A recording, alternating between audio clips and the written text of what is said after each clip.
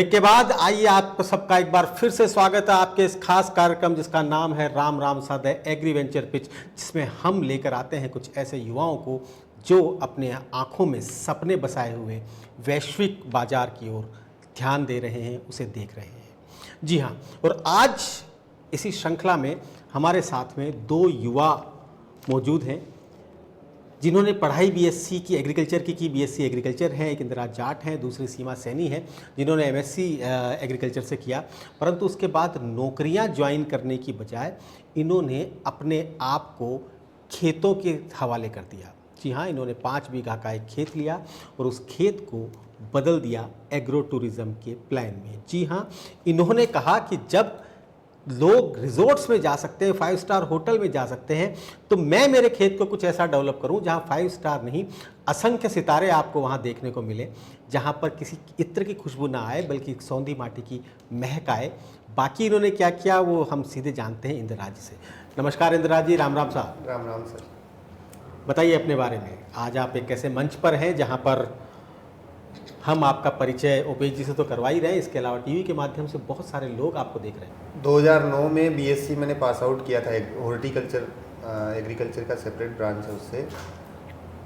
पारिवारिक बैकग्राउंड भी कृषि है, तो उसी से जुड़े रहने का मन था, पापा ने उधर ही डाइवर्ट किया।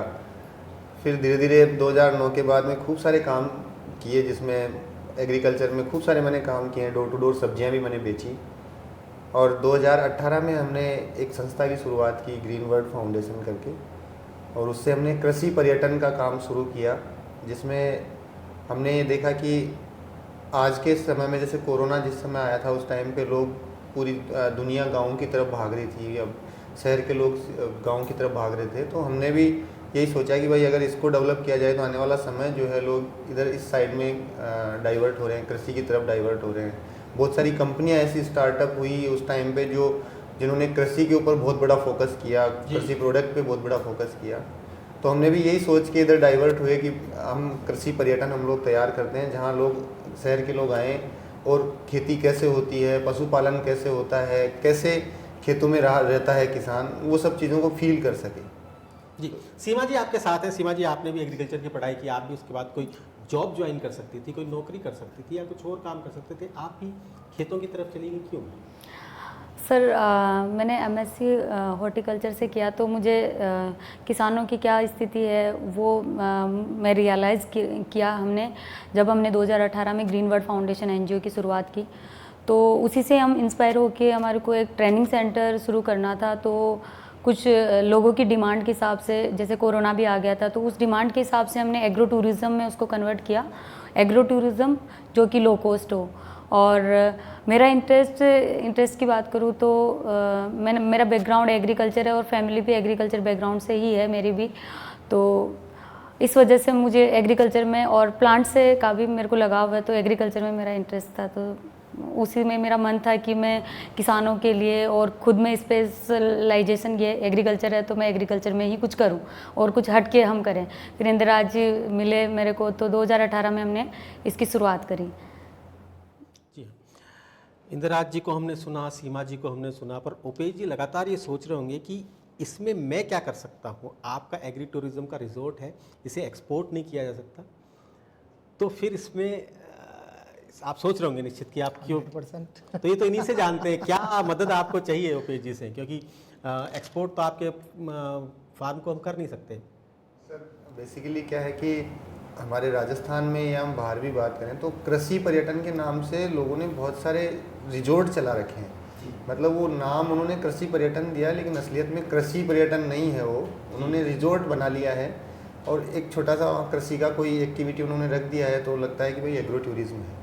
लेकिन असलियत में कृषि पर्यटन का मतलब तो ये है कि वहाँ जो प्रोड्यूस हो रहा है उसको हम प्रोसेस करें, वहीं मेरे फार्म से ही जो लोग आए मेरे यहाँ घूमने आए वो उस प्रोड्यूस को वो खरीदें एक अच्छी रेट पे, तो वहाँ का प्रोड्यूस भी जो मेरे खेत का है वो भी एक अच्छी क्वालिटी से अच्छे प्राइस में बिके, और लोगों को वो कैसे होता है, अनाज कैसे अन्न पैदा हो रहा है, टमाटर कैसे उगाया जाता है, कैसे लगता है, मूंगफली कहाँ लगती है।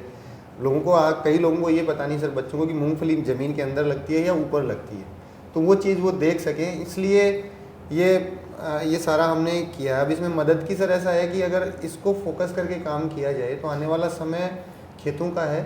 मेरे पास अभी हमारे पास जो जिस तरह के गेस्ट जो हैं वो हैं एक लेवल से ऊपर, हाई लेवल के जिसको हम कह सकते हैं, वो लोग हमारे पास विजिट के लिए आते हैं। हालांकि स्टे अभी तक हमने उनका नहीं करवाया। एक मिडिल क्लास हमारे पास रुकते हैं, लेकिन एक हाई क्लास के लोग विजिट करने आते हैं और वो बहुत इंटरेस्टेड हैं कि उनको अब जीवन में पैसा बहुत है, अब हमें सुकून चाहिए।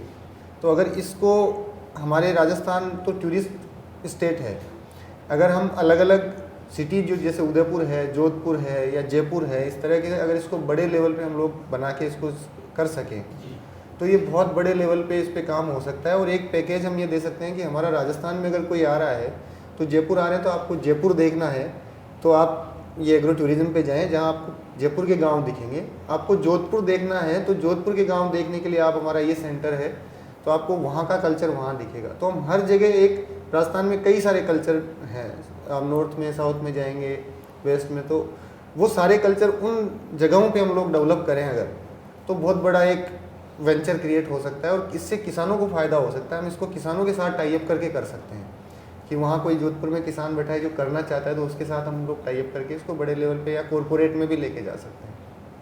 तो इस तरह का प्लान हमारा है सर। और उसमें कितना हो पाएगा, क्योंकि सबसे मोटी बात तो आती है इन्वेस्टमेंट की सर।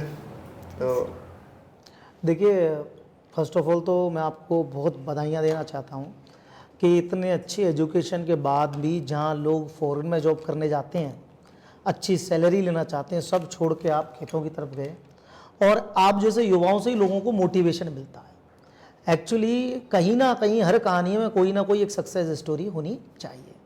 अगर सभी लोग एक ही भेड़ चाल में चलेंगे तो पीछे तो सब छूटता जाएगा, वहाँ कोई नहीं जाएगा। तो फर्स्ट ऑफ ऑल बहुत अच्छा लगा, बहुत अच्छी चीज़ आप कर रहे हैं। मुझे इतनी देर से मैं भी सोच रहा था सुनील जी कि क्या ये चाहते क्या है, मन में क्या है। जो कॉन्सेप्ट मुझे समझ में आया कि ये अपने बिजनेस को नेशनल लेवल तक ले जा सकते हैं, नॉट ओनली राजस्थान लेवल। जिस तरह से टाई अप्स डेवलप करें, वहाँ पर एक टेम्परेरी मतलब रिजॉर्ट्स तैयार हो जाएं जो कि एग्रो टूरिज्म वाले हों रियलिटी के साथ। जी, भाई तो जैसे मानिए कोई आसाम जा रहा है तो चाय के बागान में बैठा है, या फिर वो जैसलमेर जा रहा है, बाड़मेर जा रहा है तो रेगिस्तान भी देखने को मिल रहा है, वहाँ का कल्चर भी देखने को मिल रहा है, और जयपुर आ रहा है तो वहाँ का भी कल्चर देखने को मिल रहा है। आई थिंक राइट जी। देखिए, इसमें इन्वेस्टमेंट की तो डेफिनेटली जरूरत पड़ेगी जी, और प्रोजेक्ट भी अच्छा है। छोटी प्लानिंग कब बड़ी हो जाए पता नहीं चलता। एक्चुअली मुझे इनके प्लान में दम लग रहा है। पहले मैं सोच रहा था क्या सोचे, लेकिन उसमें इनकी मेहनत सबसे ज़्यादा है, क्योंकि इसमें इन्वेस्टमेंट कम है, मेहनत ज़्यादा ज़्यादा है, क्रिएटिविटी बहुत ज़्यादा है। जी हाँ। डिस्कशन करना, फार्मर्स को तैयार करना, और सबसे बड़ी चैलेंज ये है फार्मर को समझाना। अभी हम सर एक प्रोजेक्ट पे और हमारी संस्था से काम कर रहे हैं भीलवाड़ा में। वो है पलास जो आता है ढाक, उसका नेचुरल कलर गुलाल और पत्तल दोने हम लोग बना रहे हैं वहाँ महिलाओं के साथ मिलके। वो तो आप फाउंडेशन रन कर रहे हैं। पत्तों का जो पत्तल दोना है वो, उसकी मार्केट में बहुत डिमांड है। हम लोग उन जो महिलाओं के छोटी छोटी चीज़ें हैं उनको भी हम लोग इसमें एसोसिएट करके हम लोग उसमें भी कर सकते हैं। उसमें कोई आपको जरूरत हो, हमारी भी फाउंडेशन है, ओपी सिंह फाउंडेशन के नाम से हम बहुत सारे बच्चों को एजुकेशन में, हेल्थ केयर में हेल्प करते हैं। कुछ हमारे लायक सेवा हुईएगा बताइएगा। ये तो देखिए हिंदू धर्म में कहा है 6 पैसे दान देना चाहिए, जितना हम पे हो पाएगा, जितना कोशिश होती है उतना करेंगे।